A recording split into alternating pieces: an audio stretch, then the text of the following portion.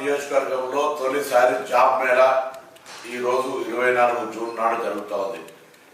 ఈ జాబ్ మేళాలో హుస్నాబాద్ నియోజకవర్గానికి సంబంధించిన 0 అంటే చదువు రాని వాళ్ళు ఏదైనా స్కిల్ లెవెల్ ఉంటే కూడా ప్లస్ పీజీ వరకు చదివిన వాళ్ళు ఉద్యోగ అవకాశాలు పొందే విధంగా ఈ 60 కంపెనీల ద్వారా జాబ్ మేళా నిర్వహిస్తా ఉన్నాం.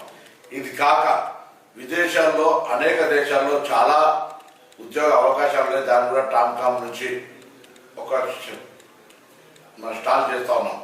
సో ఆ విధంగా జరిగేటువంటి ఈ యొక్క జాబ్ మేళాను హుస్నాబాద్ నియోజకవర్గ నిరుద్యోగ యువత సోదరులను అందరూ ఉపయోగించుకోవాలని హుస్నాబాద్ శాసనసభ్యుడిగా తెలంగాణ రాష్ట్ర మంత్రిగా అందరికీ హృదయపూర్వకంగా విజ్ఞప్తి చేస్తా ఉన్నాను. మీ పొన్నం ప్రభాకర్.